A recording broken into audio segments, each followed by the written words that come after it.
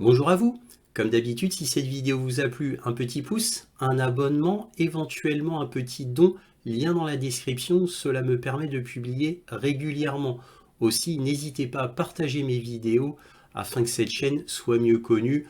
Pour ceux qui me connaissent et qui suivent ma chaîne depuis longtemps, vous savez que ma chaîne Réinformation sur le monde est invisibilisée par YouTube depuis très longtemps, donc j'ai besoin de vous pour que cette chaîne soit mieux connue. Merci donc à tous de partager si vous appréciez mon travail, bien sûr.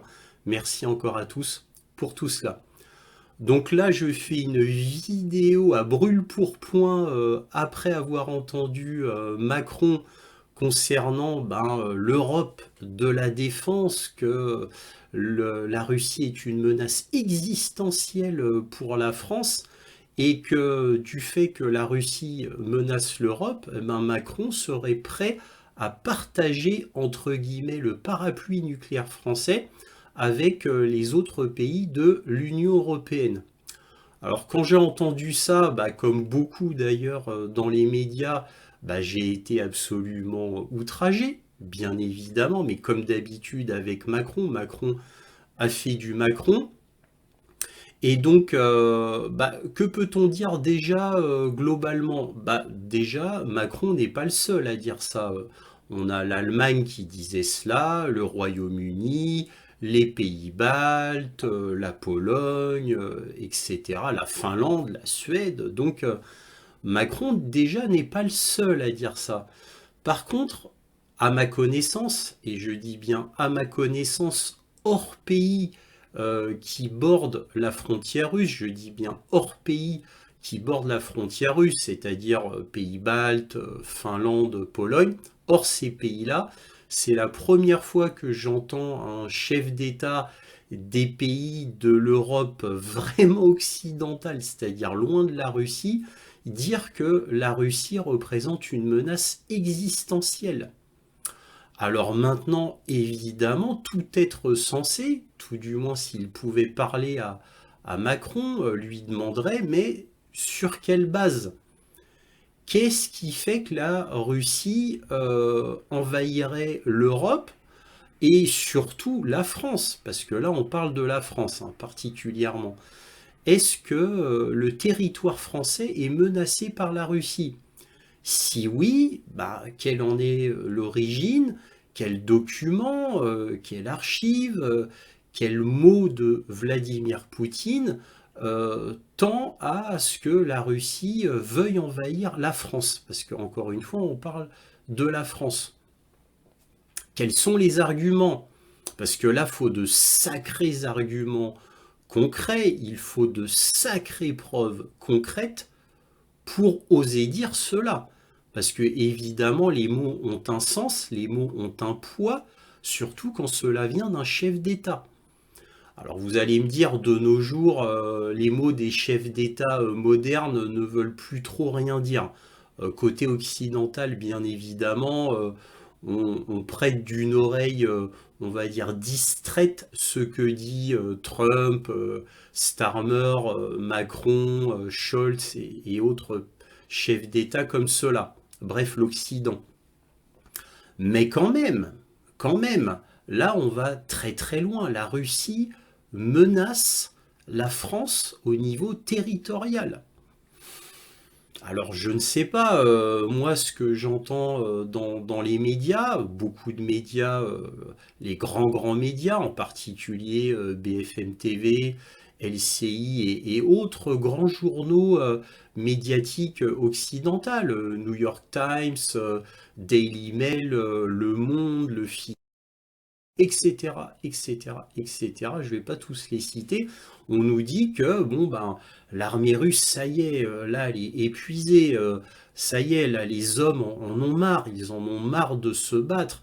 Qu'il y a beaucoup de défections côté russe, qu'il y a beaucoup de Russes qui se rendent, que le commandement russe est très mauvais, qui sont obligés de recycler de très très vieux chars des années 50 pour pouvoir se battre, que cela ne peut pas durer, que ça y est, l'économie russe est en plein déclin, qu'elle ne pourra pas continuer à faire la guerre, qu'il lui faudrait 10 ans pour atteindre Kiev et que vous soyez témoin de l'avancée extrêmement lente de la Russie qui a pris à peine 20% du territoire ukrainien en 3 ans.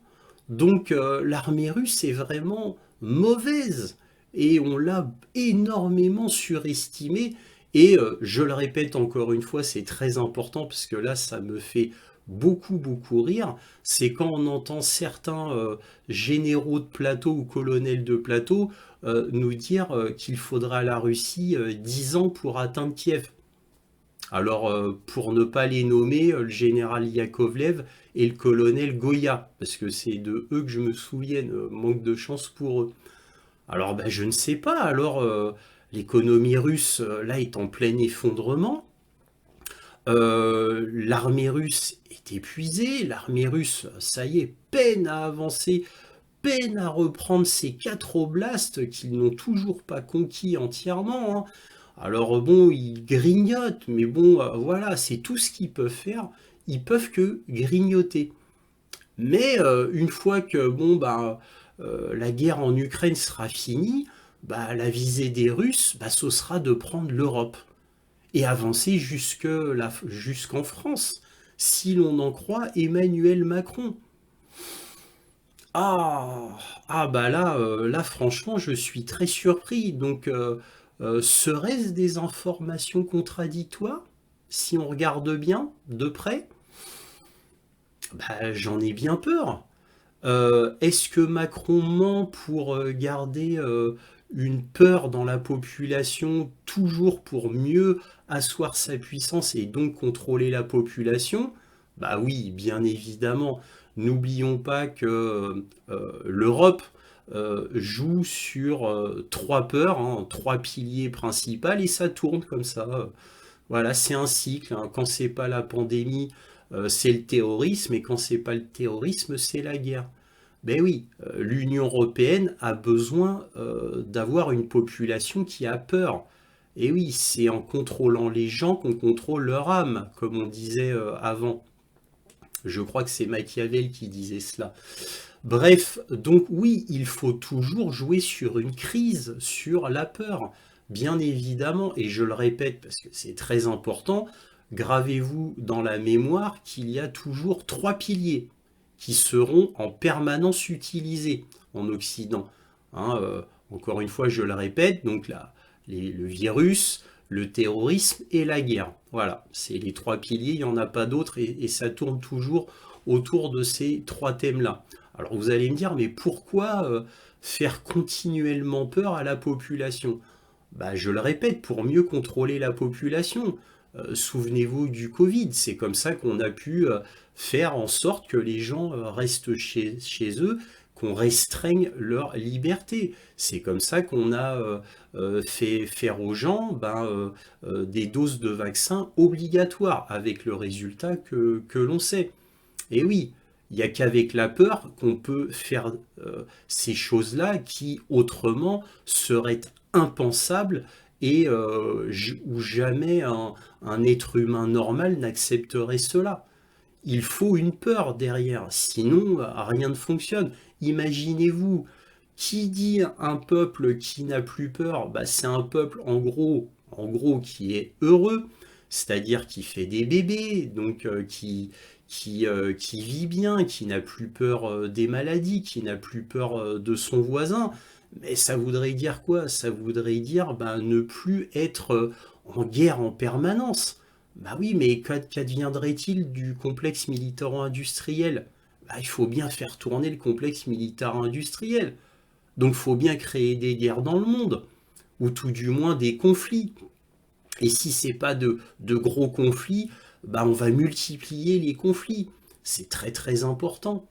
Et si il n'y a plus la peur de la maladie, bah les gens iront moins chez le médecin, il y aura moins de médicaments prescrits et le complexe pharmaceutique, bah lui va s'appauvrir. Hors de question, bien évidemment, hors de question. Et pour les guerres, bon bah, etc., etc. Bon, vous avez compris l'image. Donc il faut toujours une peur. Voilà, donc les pays de l'Union européenne l'ont fait, quasiment tous, sauf timidement l'Italie et l'Espagne. Mais sinon, on a les pays baltes, la Finlande, la Norvège, la Suède, la Pologne, l'Allemagne, l'Angleterre, la France, la République tchèque. Bon, je ne vais pas tous les citer, mais vous m'avez compris. On a les acharnés qui poussent. Mais vous allez me dire, comment ça se fait qu'ils poussent là bah parce que ils ont ordre de pousser. Parce que tous ces gens-là qui sont arrivés au pouvoir, ils ne sont pas arrivés au pouvoir par hasard, bien évidemment. Il y a de la corruption, il y a du népotisme, il y a du clientélisme, etc. Et au bout d'un moment, il faut bien un retour d'ascenseur. Alors, c'est multifactoriel, il n'y a pas que ça. Il y a l'avidité aussi, l'argent. Et il y a le syndrome du pouvoir, bien évidemment. Quand on est au sommet et qu'on a du pouvoir, on veut toujours plus de pouvoir. Vous imaginez bien qu'un Macron, un Keir Starmer, une Ursula von der Yellen, etc., etc. Tous ces gens-là, les Klaus Schwab, les Bill Gates, sont multimilliardaires. Tous ces gens-là ont l'argent. Ils ont même le pouvoir, j'ai envie de vous dire. Mais ça ne suffit pas. Ils en veulent toujours plus. C'est comme une drogue, hein. C'est comme une drogue. Et puis, il y a leur orgueil démesuré, leur ego démesuré. Ils ne peuvent pas concevoir qu'on les contredise ou qu'ils aient tort. Donc c'est pour ça que l'Union européenne ne connaît pas la marche arrière et qu'il y a une fuite en avant. N'oublions pas, donc c'est multifactoriel, hein. L'avidité de l'argent, l'égocentrisme, l'orgueil, avoir toujours plus de pouvoir, ne pas supporter la contradiction, qui amène donc, tout cela amène donc à une fuite en avant. Et bien évidemment, vous allez me dire, mais on est dans une démocratie, et nous, le peuple, on compte pour quoi? Bah pour rien, bien évidemment. Pour ces gens-là, le peuple est un obstacle. Le peuple est une gêne qu'il faut absolument renverser, contrecarrer, voire éliminer pour qu'ils atteignent leur but. Alors bon, outre ça, il y a l'idéologie. Ils ont aussi ça comme but, l'idéologie woke, bien évidemment, la cancel culture, bien évidemment.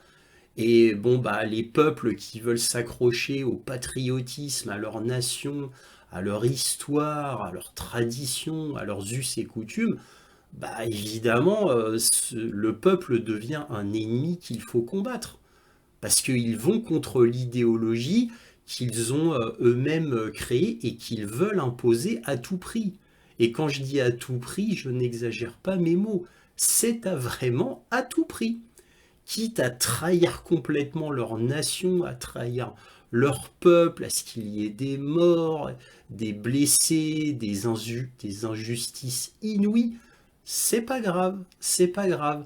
Alors, bon, ils ont que le mot démocratie dans la bouche et liberté d'expression. Bon, ça vous connaissez bien, c'est le marketing obligatoire. C'est l'inversion des valeurs, l'inversion accusatoire habituelle qui existe depuis des décennies. Hein. Bon, vous connaissez l'expression la guerre, c'est la paix, la liberté, c'est l'esclavagisme, etc. Bon, vous connaissez déjà tout ça. Ça a été déjà théorisé de manière connue par George Orwell dans le livre 1984. Vous connaissez déjà tout ça par cœur, sauf que bah, vous êtes comme moi, vous êtes le peuple et vous êtes impuissant. Et vous êtes impuissant parce que tous les médias, les grands médias, bah, travaillent pour l'État profond. Tous les chefs d'État travaillent pour l'État profond. C'est une mafia ou un club, comme vous voulez, qui se tient par la barbichette et qui se protège. Le juge, le procureur, le chef d'État, le grand avocat, le grand philosophe, si vous voyez de qui je veux parler, tous ces gens-là se protègent et s'entraident. Et évidemment, leur plus grand atout, la grande clé de voûte de tout ça qui permet à toutes ces structures de l'état profond de rester en un seul morceau et leur permet de continuer, ce sont les médias. Et oui, c'est la clé de voûte de tout cela. Bref, revenons plus à nos moutons. Donc disais-je, Macron qui veut faire donc une Europe de la défense et veut être un leader, mais il n'y a qu'un petit souci, c'est qu'il y a Keir Starmer aussi qui veut être dans la lice et être lui aussi un leader pour la défense de l'Europe. Donc il volerait la vedette à Emmanuel Macron. C'est insupportable pour Emmanuel Macron. Alors comment vont-ils faire? Je ne le sais pas, mais il y a déjà des fissures dans l'armure, si vous voyez ce que je veux dire, entre Macron et Keir Starmer. Déjà, ils commencent à pas être d'accord sur quelques détails. Bref, donc on a cette Europe de la défense, donc on a Ursula von der Leyen qui a dit qu'elle voulait mettre 841 milliards d'euros dans cette défense européenne. Alors évidemment, comme je l'ai déjà dit dans plusieurs vidéos, mais ça tombe au pire des moments pour l'Union européenne. Ça tombe au moment où l'Union européenne est en plein effondrement, où les pays en leur sein sont en plein effondrement économique et même militaire. En plus, puisqu'on a déjà tout donné à l'Ukraine, et je dis bien tout, tout ce qu'on pouvait se permettre de donner, on l'a donné. Ce qui fait que le pouvoir, là, la puissance militaire de l'Union européenne est à l'os en réalité, maintenant, au moment où je vous parle.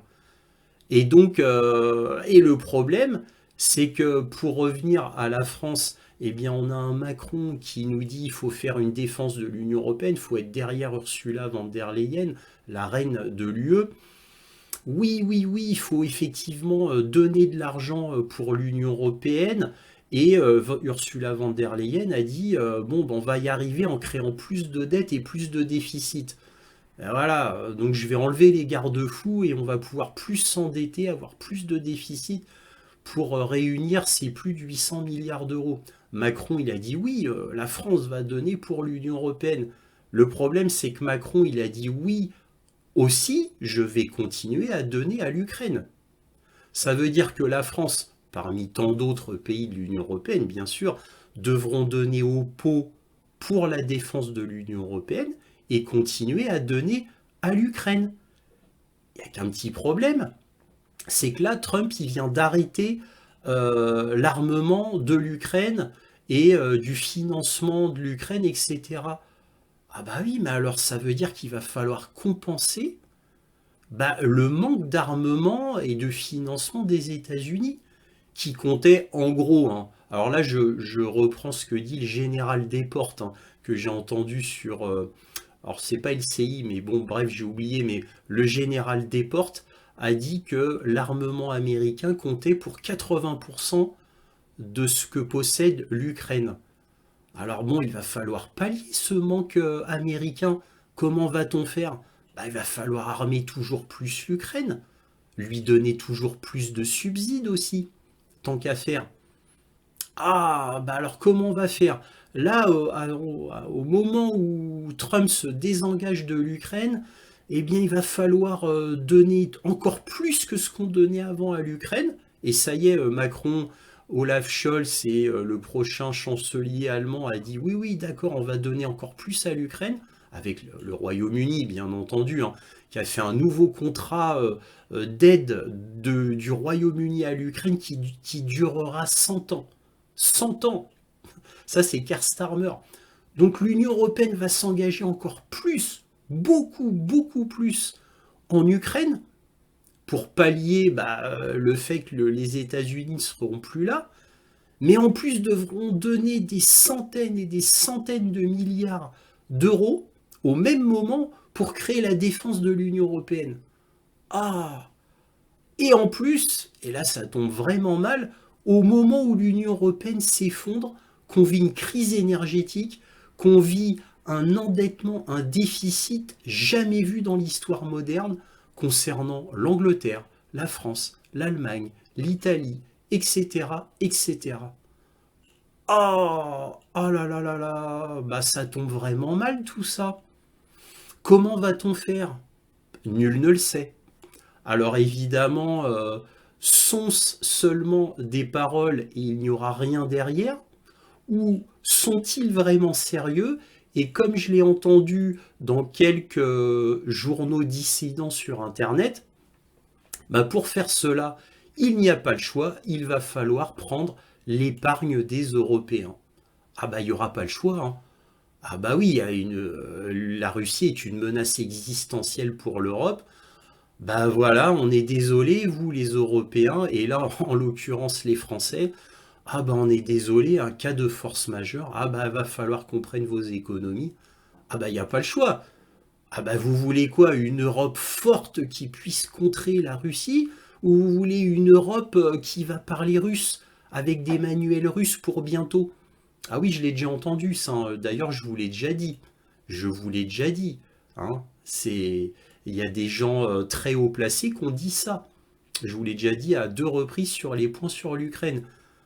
Ah bah on va bientôt parler russe. Ah bah oui, vous les Français, vous allez bientôt parler russe. On vous prévient, hein. Ah bah dans quelques années, ah c'est sûr, hein. Ah c'est sûr. Et le pire, c'est qu'ils en sont certains. On a Pistorius, le ministre de la Défense allemand, qui a dit dans moins de 5 ans, ah dans moins de 5 ans, la Russie va envahir l'Europe. Dans moins de 5 ans, ils sont précis, hein. Quelle preuve? Quels mots ont dit Lavrov, Poutine? Quelle velléité les Russes ont montré qu'ils voulaient envahir l'Europe? Ou même la Finlande? Ou même un pays balte? Ça repose sur quoi pour prendre des décisions aussi graves? Et vu qu'on représente les plus grandes démocraties du monde, ah oui, on est les plus grandes démocraties du monde, bah comment ça se fait qu'on ne demande pas l'avis au peuple? Parce qu'après tout, c'est le peuple qui doit décider des décisions aussi graves. C'est pour ça qu'on a inventé les référendums.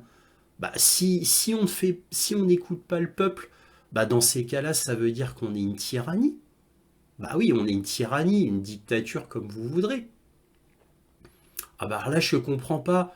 On est dans une démocratie ou on n'est pas dans une démocratie? Bah, le peuple, il a son mot à dire ou pas son mot à dire? Et si le peuple, il n'a pas son mot à dire parce qu'on est tous idiots et irresponsables et qu'on ne saurait pas pour qui voter, bah, je ne sais pas, c'est l'inverse de la démocratie pour moi. À moins que je n'ai pas compris le mot démocratie. Et qu'en fait, le mot démocratie veut dire que c'est une élite qui doit gouverner de manière tyrannique et sans demander l'avis de qui que ce soit. C'est peut-être ça ce que veut dire la démocratie, et peut-être que je me trompe. Bah oui, je ne sais pas. Enfin bref, voilà. Et donc j'en finis par le parapluie nucléaire que propose Macron à l'Europe entière. Ah bah parapluie nucléaire, bah c'est un autre scandale, j'ai envie de vous dire. Bah oui, prêter notre parapluie nucléaire en imaginant, je ne sais pas, que la Finlande est envahie par la Russie. On va prendre ça comme exemple. Parce que pour Macron, c'est un exemple très concret, hein. Donc on va prendre ça comme exemple. Bah, ça voudrait dire la Finlande, elle va dire ah bah je veux bombarder avec une bombe nucléaire la Russie puisqu'ils nous ont envahis.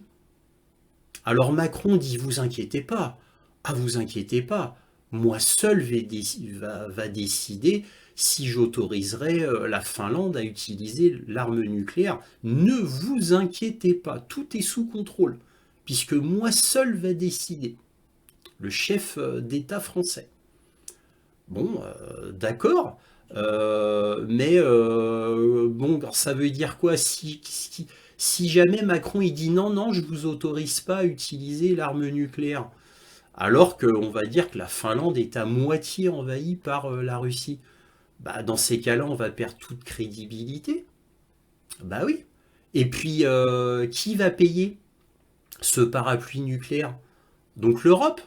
Donc l'Europe doit non seulement faire une défense de l'Union européenne, mais en plus doit se faire un parapluie nucléaire en imaginant qu'on n'est pas fou totalement et que Macron dise bon bah il va falloir quand même partager les frais pour construire les missiles nucléaires, les bases de lancement, etc. Hein, on va quand même partager ça.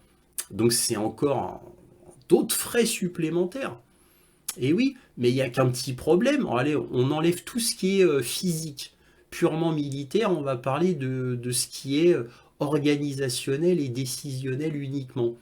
Donc, bon, bah, ça veut dire qu'il y ait une arme nucléaire en Finlande ou dans chaque pays de l'Union européenne, bah oui, pour un tir de réponse rapide.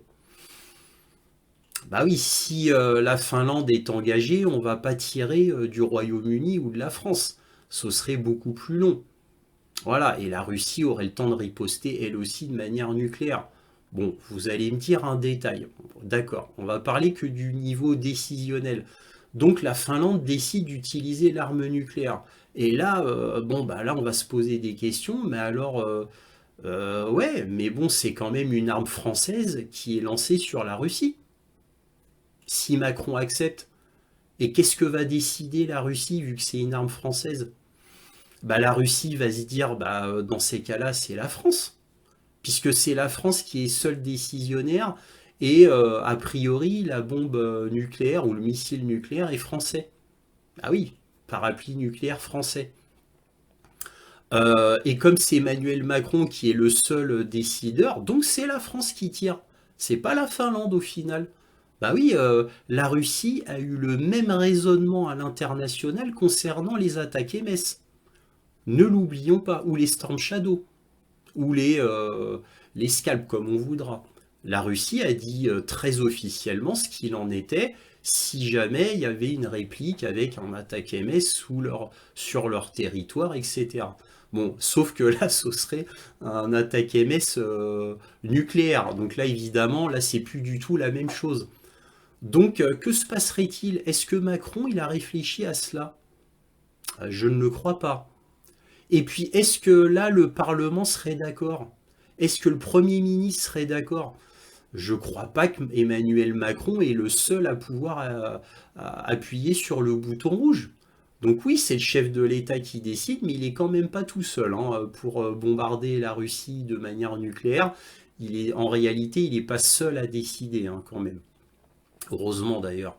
Mais bon, bref, Macron, il fait style, je suis le seul à décider.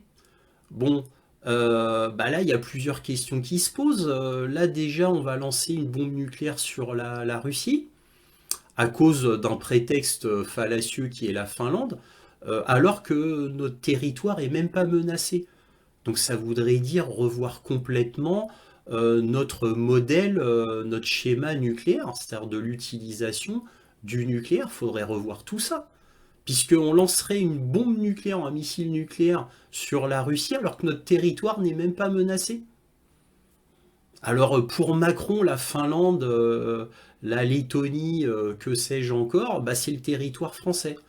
Et ça m'étonnerait pas pour Macron, puisque Macron, lui, il ne compte pour du beurre, les nations européennes, pour lui, ça compte pour du beurre, ça compte pas. Pour lui, c'est l'Union européenne. Il n'y a que la nation Europe qui compte à ses yeux. Donc lui, il voit que l'Europe, il voit pas la France.